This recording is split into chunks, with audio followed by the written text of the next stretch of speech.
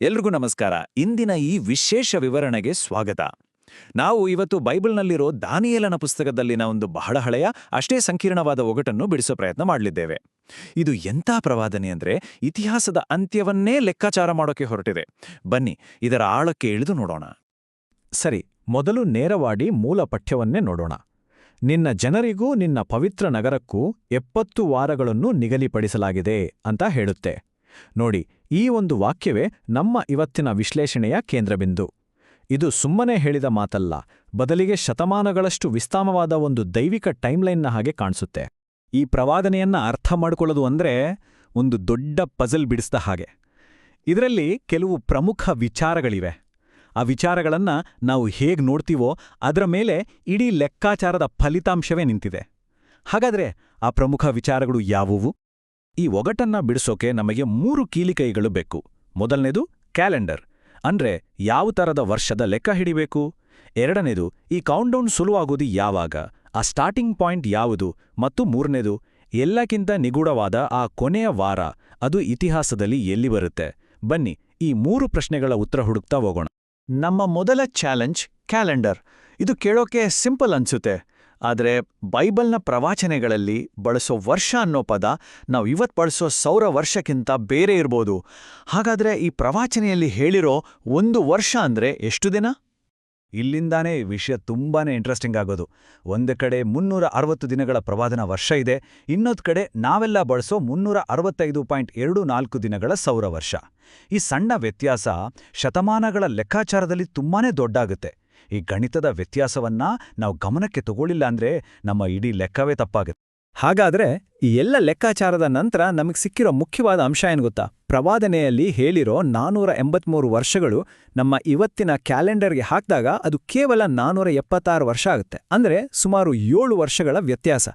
ಈ ವ್ಯತ್ಯಾಸ ಪ್ರವಾದನೆ ಯಾವಾಗ ಮುಗಿಯುತ್ತೆ ಅನ್ನೋ ಇಡೀ ಲೆಕ್ಕಾಚಾರವನ್ನೇ ಬದಲಾಯಿಸ್ಬಿಡುತ್ತೆ.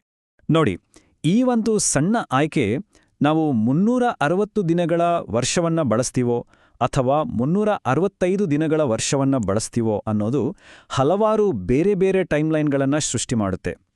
ನಮ್ಮ ಮೂಲ ಆಕಾರದ ಲೇಖಕರು ಇದನ್ನೇ ಒತ್ತಿ ಹೇಳೋದು. ಪ್ರತಿಯೊಂದು ಟೈಮ್ಲೈನ್ ಕೂಡ ನಮ್ಮನ್ನ ಇತಿಹಾಸದ ಬೇರೆ ಬೇರೆ ಘಟ್ಟಗಳಿಗೆ ಕರ್ಕೊಂಡು ಹೋಗುತ್ತೆ. ಸರಿ, ಈಗ ನಮ್ಮ ಎರಡನೇ ಕೀಲಿಕೈಗೆ ಬರೋಣ. ಅದೇ ಸ್ಟಾರ್ಟಿಂಗ್ ಪಾಯಿಂಟ್. ಯಾವುದೇ ಕೌಂಟ್ಡೌನ್ಗೆ ಒಂದು ಆರಂಭ ಬೇಕೇ ಬೇಕಲ್ವಾ? ಹಾಗೆ ಈ ಪ್ರವಾದನೆಯ ಗಡಿಯಾರ ಯಾವಾಗ ಟಿಕ್ ಟಾಕ್ ಅಂತ ಶುರುವಾಯಿತು? ಜೆರುಸಲೇಮನ್ನ ಮತ್ತೆ ಕಟ್ಟಬೇಕು ಅನ್ನೋ ಆಜ್ಞೆ ಯಾವಾಗ ಬಂತು? ಇದರ ಬಗ್ಗೆ ಮೂಲ ಆಕರದಲ್ಲಿ 2 ಮುಖ್ಯ ಆಯ್ಕೆಗಳನ್ನು ಕೊಡಲಾಗಿದೆ. ಮೂಲ ಆಕರದ ಪ್ರಕಾರ ಈ ಪ್ರವಾದನೆ ಶುರುವಾಗೋದು ಜೆರುಸಲೇಮನ್ನ ಮತ್ತೆ ಕಟ್ಟೋಕೆ ಅಂತ ಕೊಟ್ಟ ಒಂದು ರಾಜಾಜ್ಞೆಯಿಂದ. ಆದರೆ ಇತಿಹಾಸದಲ್ಲಿ ಆ ಥರದ ಕೆಲವು ಆಜ್ಞೆಗಳು ಸಿಗುತ್ತೆ. ಹಾಗಾದ್ರೆ ಯಾವುದು ಸರಿ? ರಾಜ ಅರ್ತಷಸ್ತನ 7ನೇ ವರ್ಷದಲ್ಲಿ ಕೊಟ್ಟಿದ್ದ ಅಥವಾ 20ನೇ ವರ್ಷದಲ್ಲಿ ಕೊಟ್ಟಿದ್ದ? ಇದರ ಬಗ್ಗೆ ವಿದ್ವಾಂಸರಲ್ಲಿ ಇವತ್ತಿಗೂ ಚರ್ಚೆ ನಡೀತಾನೇ ಇದೆ. ಸರಿ, ಈಗ ನಮ್ಮತ್ರ ಬೇರೆ ಬೇರೆ ಕ್ಯಾಲೆಂಡರ್ಗಳಿದಾವೆ, ಜೊತೆಗೆ ಬೇರೆ ಬೇರೆ ಸ್ಟಾರ್ಟಿಂಗ್ ಡೇಟ್ಗಳು ಇವೆ. ಇವೆರಡನ್ನೂ ಒಟ್ಟಿಗೆ ಸೇರಿಸಿ ಲೆಕ್ಕ ಹಾಕಿದ್ರೆ ಈ ಪ್ರವಾದನೆಯ ಟೈಮ್ಲೈನ್ ನಮ್ಮನ್ನ ಇತಿಹಾಸದ ಯಾವ ಘಟನೆ ಹತ್ರ ಕರ್ಕೊಂಡೋಗುತ್ತೆ. ಇದು ಮೆಸ್ಸಿಯಾನ ಆಗಮನದ ಜೊತೆ ಹೇಗೆ ಲಿಂಕ್ ಆಗತ್ತೆ ಅಂತ ನೋಡೋಣ. ಈ ಮೊದಲ ಸನ್ನಿವೇಶವನ್ನ ನೋಡಿ. ಒಂದು ವೇಳೆ ಕ್ರಿಸ್ತಪೂರ್ವ 458ರಲ್ಲಿ ಆಜ್ಞೆ ಬಂತು ಅಂತ ಅಂದ್ಕೊಂಡ್ರೆ ನಮ್ಮ ಲೆಕ್ಕಾಚಾರ ನಮ್ಮನ್ನ ಕ್ರಿಸ್ತಶಕ 19 ಅಥವಾ ಕ್ರಿಸ್ತಶಕ 26ನೇ ಇಸ್ವಿಗೆ ತಂದು ನಿಲ್ಲಿಸುತ್ತೆ. ಕೆಲವು ವ್ಯಾಖ್ಯಾನಗಳ ಪ್ರಕಾರ ಈ ಸಮಯ ಯೇಸುವಿನ ದೀಕ್ಷಾಸ್ನಾನ ಅಥವಾ ಶಿಲುಬೆಗೇರಿಸುವಿಕೆಯ ಸಮಯಕ್ಕೆ ಹತ್ತಿರದಲ್ಲಿದೆ. ಈಗ ಎರಡನೇ ಸನ್ನಿವೇಶವನ್ನು ನೋಡೋಣ. ಒಂದು ವೇಳೆ ನಾವು ಸ್ಟಾರ್ಟಿಂಗ್ ಡೇಟ್ ಕ್ರಿಸ್ತಪೂರ್ವ 445 ಅಂತ ತಗೊಂಡ್ರೆ ಪ್ರವಾದನೆ ನಮ್ಮನ್ನ ಕ್ರಿಸ್ತಶಕ 32 ಅಥವಾ ಕ್ರಿಸ್ತಶಕ 39ಕ್ಕೆ ತಲುಪಿಸುತ್ತೆ. ಮತ್ತೊಮ್ಮೆ ಈ ಟೈಮ್ಲೈನ್ ಕೂಡ ಮೆಸ್ಸಿಯಾನ ಜೀವನದ ಪ್ರಮುಖ ಘಟನೆಗಳ ಸಂಭವನೀಯ ಸಮಯದ ಹತ್ತಿರದಲ್ಲೇ ಇದೆ. ಸೊ ಇಲ್ಲಿ ಮುಖ್ಯವಾದ ಪಾಯಿಂಟ್ ಏನಂದ್ರೆ, ಯಾವುದೋ ಒಂದು ಟೈಮ್ಲೈನ್ ಸರಿ ಅಂತ ಹೇಳೋದಲ್ಲ. ಬದಲಿಗೆ ನಾವು ಹೇಗೆ ಲೆಕ್ಕ ಹಾಕಿದ್ರೂ ಎಲ್ಲಾ ಲೆಕ್ಕಾಚಾರಗಳು ಹೆಚ್ಚು ಕಡಿಮೆ ಒಂದೇ ಐತಿಹಾಸಿಕ ಯುಗದ ಕಡೆಗೆ ಬೆರಳು ಮಾಡಿ ತೋರಿಸ್ತಾ ಇವೆ ಅನ್ನೋದು.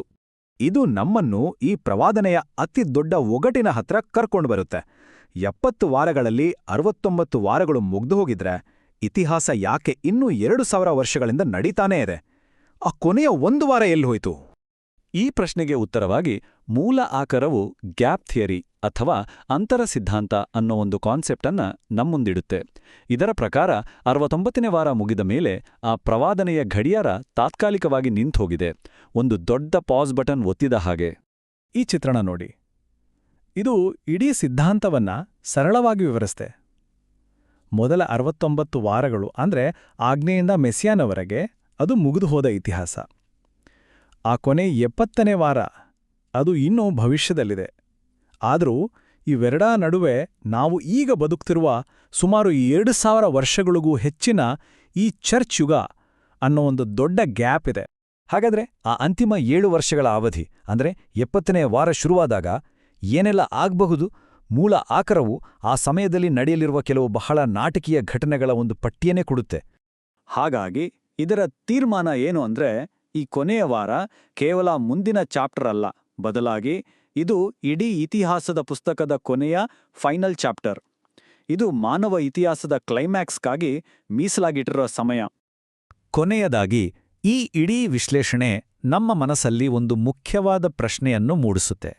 ಈ ಪ್ರವಾದನೆ ಅನ್ನೋದು ಒಂದು ನಿಖರವಾದ ಗಣಿತದ ಲೆಕ್ಕಾಚಾರಣ ಅಥವಾ ಭವಿಷ್ಯದ ಕಡೆಗೆ ಬೆರಳು ಮಾಡಿ ತೋರಿಸೋ ಒಂದು ದಾರಿದೀಪನ?